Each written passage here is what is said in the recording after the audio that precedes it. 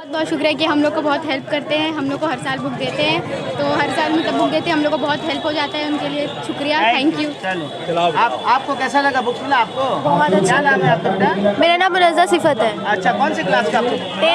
10 का मिला। तो अच्छे से तैयारी करिए, एकदम मेहनत करिए, आगे बढ़िए, ठीक है? ओके, नाम बताइए। मेरा नाम राजदा। आपको बुक्स मिला?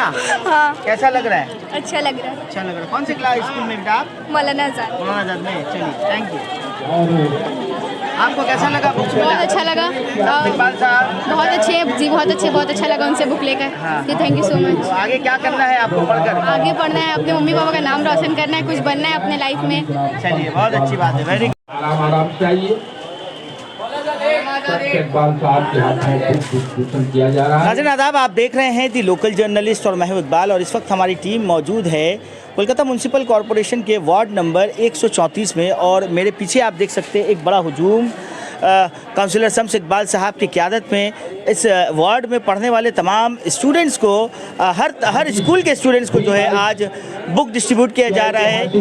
क्लास 1 से लेकर जो है क्लास 10 तक के जो तमाम बच्चे बच्चियां हैं, तमाम लोगों को बुक डिस्ट्रीब्यूट किया जा रहा है। देख सकते हैं खुद शम्स इकबाल साहब काउंसलर जो है, काउंसलर शम्स इकबाल साहब खुद देख सकते हैं आप कि जो है बच्चों को बच्चियों को बुक डिस्ट्रीब्यूट करते हुए नज़र आ रहे हैं। तो आइए बिना वक्त ज़ाया किए इनसे बातें करते हैं और जानते हैं कि और क्या क्या इनिशिएटिव लिया जा रहा है शम्स इकबाल साहब के द्वारा। आपको बता दूं कि शम्स इकबाल साहब के द्वारा कई सारे सोशल इनिशिएटिव लिए जाती है, ख़ास तौर पर हेल्थ के फील्ड में जो है ज़बरदस्त काम किया जाता है। लोगों को अच्छे अच्छे हॉस्पिटल्स में इलाज मुहैया करवाई जाती है गवर्नमेंट से टाई अप करके, और तमाम चीज़ों पर जो काम होती है। तो आइए बिला ताख़ीर उनसे बातें करते हैं और जानने की कोशिश करते हैं आज के इस प्रोग्राम के मुतालिक। शम्स इकबाल साहब, सबसे पहले तो बहुत बहुत मुबारक, बड़ा ही शानदार इनिशिएटिव बच्चों के तालीम को लेकर। देखिए, ये बच्चों के लिए जो एजुकेशन का मामलात है, ये ऐसा नहीं है कि इस साल है, ये हम लोगों के मेरे फादर के टाइम से, जब मेरे पापा थे उस ज़माना से बच्चों को वैसे बच्चों को एजुकेशन से जोड़ा जाता था जिनको फाइनेंशियल कंडीशन के वजह से जो बच्चे नहीं पढ़ पा रहे थे, वैसे बच्चों की मदद की जाती थी। तो ये कोई नया काम नहीं है, ये मेरे पापा के टाइम से हो रहा है।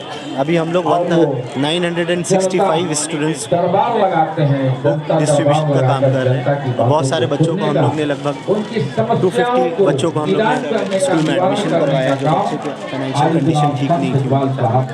तो हमारा एजुकेशन में हम लोग हमेशा ही बच्चों को हेल्प करते हैं ताकि बच्चे पढ़ें, और जो बच्चा पढ़ना चाहते हैं उनको तालीम मिले। देखा जाता है कि आपके वालिद मरहूम भी जो हैं उनके नक्शो कदम पर आप चल रहे हैं, हमेशा आवाम के साथ हर तरह की खिदमत में वो जुड़े रहते थे। देखिए, हम इसके लिए अल्लाह पाक का शुक्र अदा करना चाहेंगे कि अल्लाह पाक ने हम लोगों से इस नेक काम को लिया है, और मैं हमें बहुत खुशी मिलती है मुझे कि अपने जैसे बच्चों को मदद मिलती है, बच्चों को पढ़ाई में अगर मदद मिल रही है, वो पढ़ पा रहे हैं, तो उसके लिए बहुत मुझे खुशी है। बहुत कम ऐसा देखने को मिलता है कि आवाम के लिए बहुत जगहों पर काम होती है, लेकिन यहाँ इस वार्ड में ख़ास तौर पर हेल्थ पर और तरह तरह की चीज़ों पर जो है जमकर काम किया था शम्स साहब। तो ये जो है ये एनर्जी और ये जो सोच है वो किस तरीके से आती है? हम लोग आए हैं चुन के काम करने के लिए, और जब हम लोग लोगों के पास जाके वोट मांगते हैं तो हमारा फर्स्ट प्रोमिस रहता है लोगों से कि हम लोग आके काम करेंगे। तो लोगों का काम करना ये मेरे लिए ज़हन किस्मत की बात है कि मुझे ये मौका मिला है कि मैं लोगों को सर्व कर पा रहा हूँ और लोगों के लिए कुछ कर पा रहा हूँ। तो ये मेरे लिए बहुत खुशी की बात है कि मुझे मौका मिलता है लोगों के बीच रहना और लोगों का काम करना। मेरे दिल को खुशी मिलती है काम से। कुछ दिन कबल देखा गया कि रियासत की मुख्यमंत्री ममता बनर्जी जी की जानिब से लक्ष्मी भंडार में जो बढ़ोतरी की गई महिलाओं को लेकर, आशा वर्कर्स, स्टूडेंट्स के लिए भी सोचा गया 1500 करके जो है उन्हें भी जो है बांटा दिया जाएगा। इन सब तमाम चीज़ों को किस नज़र से देख रहे हैं? मैं इसके लिए बहुत ही शुक्रिया अदा करना चाहूँगा हमारे ऑनरेबल चीफ मिनिस्टर का कि उन्होंने हर घर के बारे में सोचा है।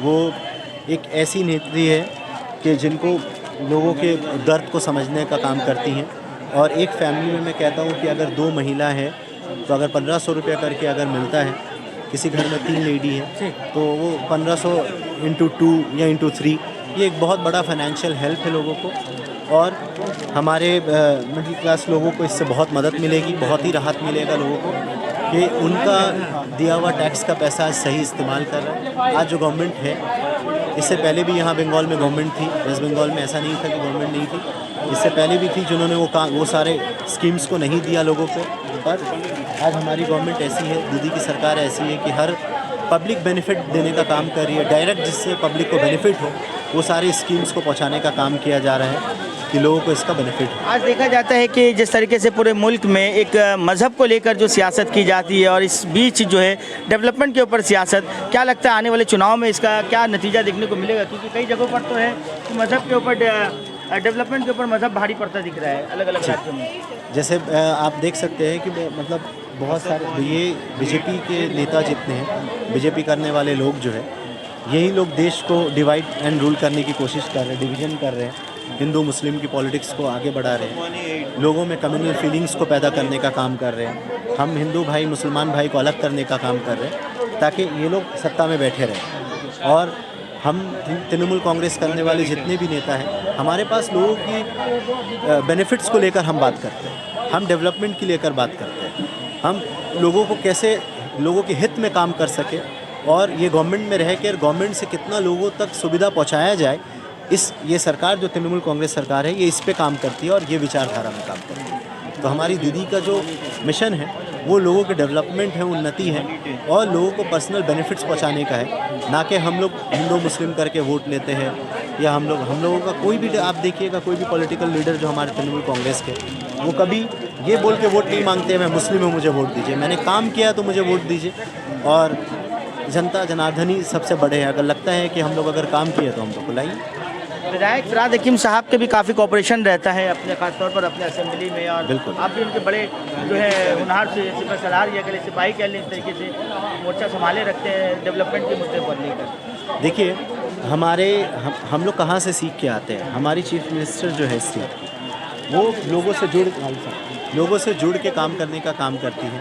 उसी तरह से हमारे पोर्ट के जो एमएलए हैं वो भी उसी तरह से काम करने का विज़न रखते हैं। तो उनके साथ मैं भी पॉलिटिक्स करता हूँ, उनके साथ ही मेरा वक्त गुजरता है। तो हम लोग सब मिल के ये सोचते रहते हैं कि कैसे अपने लोगों के हित में काम कर सकें और कैसे बेसिक कम्युनिटीज़ लोगों का जो है उसको फुलफ़िल करने का काम किया जाएगा गार्डन के अंदर। जैसे कि वाटर्स हो, लाइट्स हो, रोड्स हो, बच्चों के लिए पार्क हो, स्कूल्स है, हॉस्पिटल है, उस पर हम लोग काम कर रहे हैं। एक डायग्नोसिस सेंटर हम लोग बनाने जा रहे हैं, उसमें लगभग 20 करोड़ रुपए का खर्च करके, जिसमें अभी आप कोई भी फैमिली अगर डॉक्टर के पास जाती है तो उसको डॉक्टर प्रिस्क्राइब कर देते हैं टेस्ट वगैरह, तो बहुत एक्सपेंसिव होता है डायग्नोसिस सेंटर में कराने का।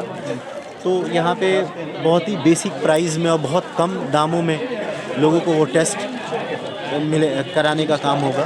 तो मुझे लगता है कि हम लोग अभी हम मैटरनिटी हॉस्पिटल भी उसको बनाने का काम कर रहे हैं, डेवलप किया जा रहा है मैटरनिटी को। डॉक्टर्स लाने, हम लोग ने 5 डॉक्टर्स वहाँ पे दिया है, जो डॉक्टर्स आपका सर्जरी करेंगे, नॉर्मल डिलीवरीज होगी। बच्चों के लिए पेडियाट्रिक डॉक्टर्स ला रहे हैं, जनरल फिजिशियन 2 हम लोग ने लिया है, मशीन्स वगैरह नया दिया हम लोग ने, अल्ट्रासोनोग्राफी मशीन, एक्सरे मशीन। तो ये सारा डिपार्टमेंट पर हम लोग काम कर रहे हैं। बहुत ही जल्द ऐसा है कि देखिएगा लोगों के बीच में 2-3 महीने के अंदर इंशाअल्लाह ताला एक के मुद्दे पर भी देखा गया, इस बार तो अलग ही हो गया कि हिस्ट्री में पहली बार सिटिंग सीएम खुद सुप्रीम कोर्ट में जो है उन्होंने ये साबित किया है कि पहले मुख्यमंत्री देश में ऐसी है जिसने अपने लिए नहीं अपने लोगों की लड़ाई लड़ी। तो मैं प्राउड फील करता हूँ दीदी के ऊपर, हमारी चीफ मिनिस्टर के ऊपर, कि उन्होंने ज़मीनी स्तर से लेके हमारे कानूनी स्तर को भी ये दिखाया है कि अपने लोगों के हित के लिए वो कहाँ तक जा सकती है। तो मैं दीदी का तहे दिल से शुक्रिया अदा करना चाहता हूँ कि उन्होंने आवाम का दर्द को समझा। जो SIR के थ्रू लोगों को परेशानी होने का सामना हुआ है, हमारे लोग, हमारे घर के परिवार, बच्चे, हमारी महिला जो लाइन में सुबह से खड़ा होकर अपने प्रमाण को, अपने डॉक्यूमेंटेशन को ये बता रही थी कि हम इंडिया को लेकर के जो है SIR में लॉजिकल, वो एक हैरेसमेंट है। आप ये सारा डॉक्यूमेंटेशन होने के बाद उन लोगों ने लॉजिकल डिस्क्रिपेंसी कर दी। अब एक वार्ड में अगर 25,000 वोटर हैं, उसमें से 13,000 लोगों को लाइन में खड़ा करा दिए, फिर से डॉक्यूमेंटेशन करिए, फिर से कैसे करके वोटर्स को काटा जाए, किस तरह से लोगों को ये साबित किया जाए कि आप इंडियन नहीं हैं, आप रोहिंगा है, आप बांग्लादेश से आए हुए, आप कहीं और से आए हुए, आप इंडियन सिटीजन नहीं हैं। By hook by crook Bengal जीतने की कोशिश की जा रही है। बस जिस तरह से इन लोग ने बिहार जीतने का काम किया है, उसी तरह से इन लोग बंगाल जीतने का काम कर रहे थे। लेकिन मैं उम्मीद करता हूँ बंगाल के लोगों के द्वारा इनको करारा जवाब मिलेगा और ये अपने मकसद में कामयाब नहीं होंगे। बहुत बहुत शुक्रिया शमसीपाल साहब हमारे साथ जुड़ने के लिए और अपने ख्यालात को रखने के लिए। Thank you.